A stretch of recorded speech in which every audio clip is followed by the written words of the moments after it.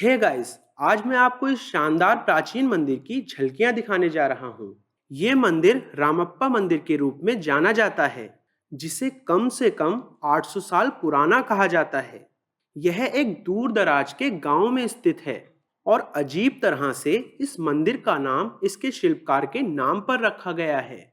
जिसने इस मंदिर को डिजाइन किया था, उनका नाम लोक कथाओं के अनुसार रामप्पा था।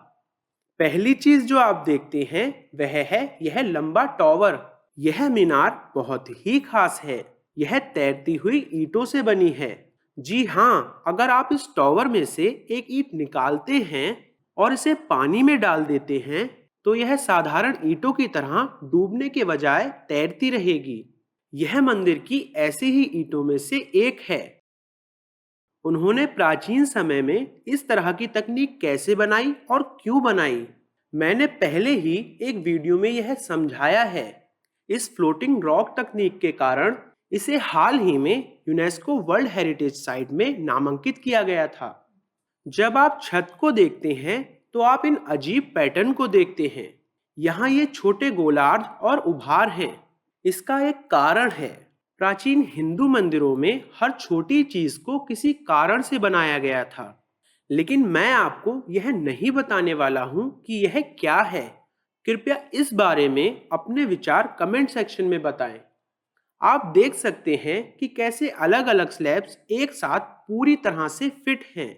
और पहली बार जब आप इसे देखते हैं तो आपको लगता है कि यह सही नहीं है। आप स्लैब्स के बीच कुछ अंतर देख सकते हैं। यह पूरी तरह से फिट क्यों नहीं है?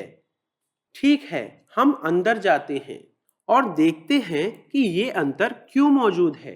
एक बार जब आप अंदर प्रवेश करते हैं तो आपको पता चलता है कि यह मंदिर शक्तिशाली भूकंप से प्रभावित हुआ है। फर्श से पता चलता है कि कई आधार स्तंभ जमीन के नीचे से निकले हुए हैं।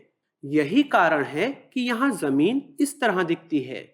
आप माने या ना माने, लेकिन भूकंप ने वास्तव में आसपास की सभी चीजों को धराशायी कर दिया, लेकिन मंदिर को केवल मामूली क्षति हुई है।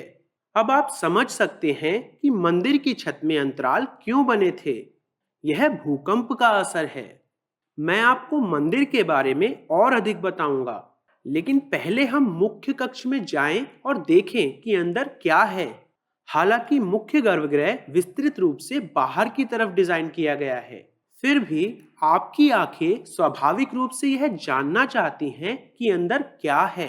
जैसे ही हम गर्भगृह की ओर जाते हैं, यहाँ एक सुंदर बेलनाकार लिंगम बना हुआ है, जो कि चमकदार काले बसाल्ट से बना हुआ प्रतीत होता है, जिसकी पॉलिश शीशे जैसी चमकदार है। लेकिन यह जियोपॉलीमर से भी बना हो सकता है।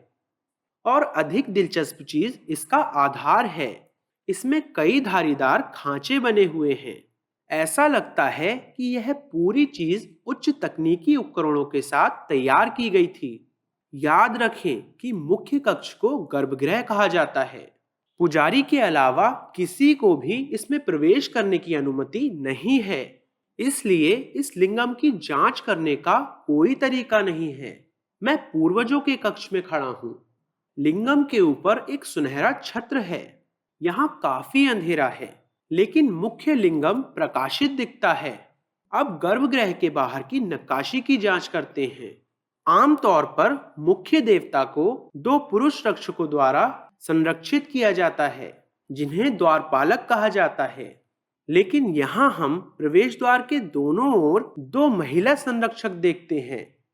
आज भारतीय यातायात प्रणाली ब्रिटिश मॉडल पर आधारित है।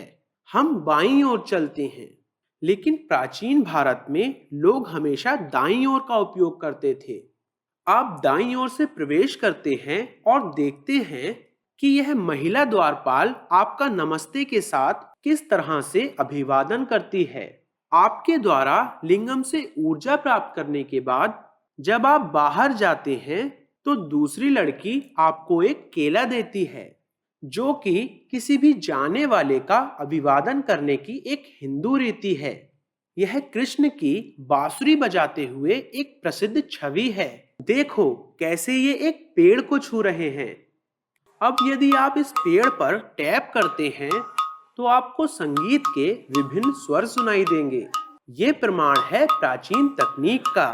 इस मंदिर के खंभों को बहुत अधिक सजाया गया है। कलात्मकता बहुत अविश्वसनीय है। यहाँ आप कुछ नर्तकियों को देख सकते हैं, लेकिन ध्यान दें कि कुछ नर्तकियां अपने पैरों को कैसे साझा कर रही हैं। इन 3 नर्तकियों के कुल 6 पैर होने चाहिए, लेकिन इसके बजाय यहाँ उनके केवल 4 पैर हैं और यहाँ उत्पन्न होता है एक दिलचस्प दृष्टिभ्रम। प्राचीन भारतीय मंदिरों में एक जादुई प्रभाव बनाने के लिए कला और विज्ञान के मिश्रण का एक अनूठा तरीका है। यहाँ नक्काशियां वास्तव में काफी छोटी हैं, लेकिन वे सभी 3D में हैं, 2D में नहीं। इसका मतलब यह है कि आप देख सकते हैं कि यहाँ पैर वास्तविक पैरों की तरह बनाए गए हैं। उनके पीछे खाली जगह है। आप अपनी उंगली इन पैरों के पीछे रख सकते हैं। अगर ये सभी वास्तव में नक्काशी हैं, तो इस तरह से नक्काशी करना आसान नहीं है। मुझे यह नहीं पता कि शायद उन्हें ढाला गया था या नहीं। वे ऐसे दिखते हैं जैसे ये चट्टानों को मोम की तरह पिघलाकर बनाए गए हों। इस बात के और भी सबूत हैं। यहाँ आप एक चट्टान को रबड़ के टुकड़े की तरह मुड़ा हुआ देख सकते हैं। यह बहुत स्पष्ट है कि यह मुड़ा हुआ था, लेकिन चट्टानें मुड़ती नहीं हैं, वे टूट जाती हैं। तो मुझे आश्चर्य होता है कि प्राचीन बिल्डरों ने किस प्रकार की तकनीक का उपयोग किया था। उन्होंने इसे कैसे पूरा किया? इन खंभों से अजीब और क्या हो सकता है? छत के ब्लॉक्स जिसमें साइमेटिक डिजाइन दिखाई देते हैं, यह बहुत अद्भुत है, क्योंकि यह विवरण एक बार में समझने के लिए बहुत अधिक है। मैं अकेले छत की विशेषताओं को समझने में घंटों बिता सकता हूँ, लेकिन मैं आपको केवल एक ब्लॉक दिखाऊंगा ताकि आप देख सकें कि यहाँ किस तरह का विवरण दिया गया है। केंद्र में यह एक फैला हुआ पैनल है जो 3D में लटका हुआ है। उस पर आप एक नाचते हुए शिव को देख सकते हैं। इसके चारों ओर एक समचतुर्भुज आकृति है जहां मुख्य देवता के साथ 4 उपदेवता हैं, और इसके चारों ओर एक और वर्ग है जहां आपके पास उपदेवताओं के साथ भी 4 और देवता हैं। इन्हें अष्टादिक पालक कहा जाता है, जो कि 8 दिशाओं के संरक्षक हैं। बाहर भी 4 आयत हैं। हर एक में शिव की एक अलग कहानी कही गई है। आप इन कहानियों के अन्य सभी पात्रों को भी देख सकते हैं, लेकिन यह यही नहीं रुकता है। इसके बाहर भी 4 और आयत हैं जो कि शिव की और कहानियों को बताते हैं। इसलिए केवल एक पैनल में 100 से अधिक देवता हैं। उनमें से सभी अभी भी पहचानने योग्य हैं, 800 साल बाद भी। मैं देवताओं के बारे में समझाने और वे यहाँ क्या कर रहे हैं ये बताने में बहुत थक गया हूँ, लेकिन कल्पना करें कि उन्हें तराशना कितना कठिन रहा होगा। यहाँ ऐसा बहुत कुछ है जो मैं आपको मंदिर के अंदर दिखा सकता हूँ, लेकिन चलिए हम बाहर चलते हैं, क्योंकि वास्तव में यहाँ ऐसी बहुत सी अद्भुत चीजें हैं जिन्हें हम बाहर भी देख सकते हैं। इन नक्काशियों को देखें।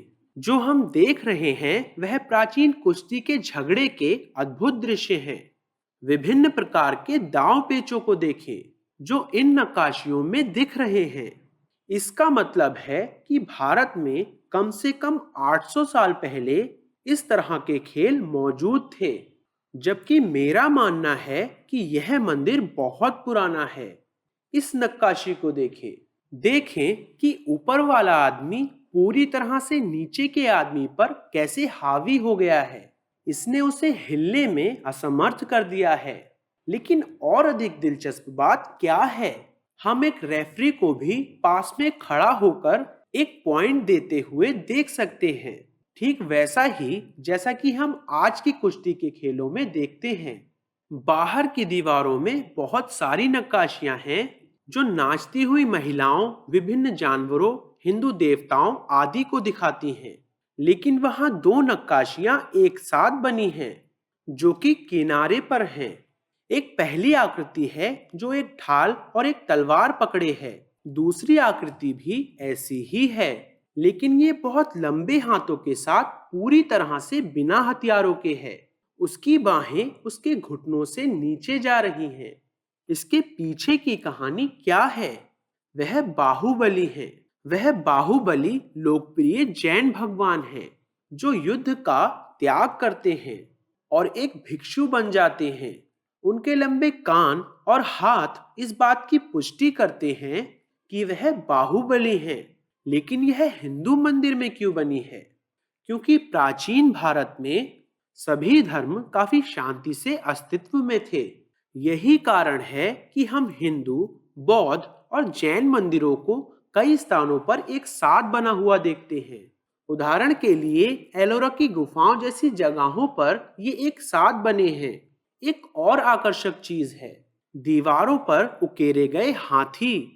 यहाँ कुल 526 हाथी बने हुए हैं और स्थानीय लोगों का दावा है कि कोई भी दो हाथी एक जैसे नहीं दिखते हैं।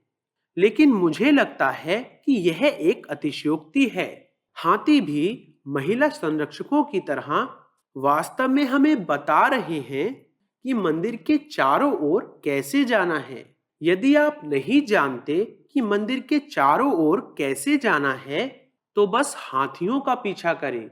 जिधर हाथी चलते हैं उधर चलते जाइए और वहां खड़े होकर देवताओं से प्रार्थना करें जहां हाथी भगवान की प्रार्थना कर रहे हैं। यदि आप प्रतीकवाद को समझते हैं तो आप प्राचीन भारत को समझेंगे। मुझे उम्मीद है कि यह वीडियो आपको पसंद आया होगा। मैं प्रवीण मोहन, वीडियो देखने के लिए बहुत बहुत धन्यवाद। सब्सक्राइब करना ना भूलें और सभी अपडेट्स प्राप्त करने के लिए घंटी के बटन को भी क्लिक करें। कृपया इस वीडियो को लाइक करें और अपने दोस्तों के साथ शेयर करें और मैं आपसे जल्द ही बात करूंगा। बाय।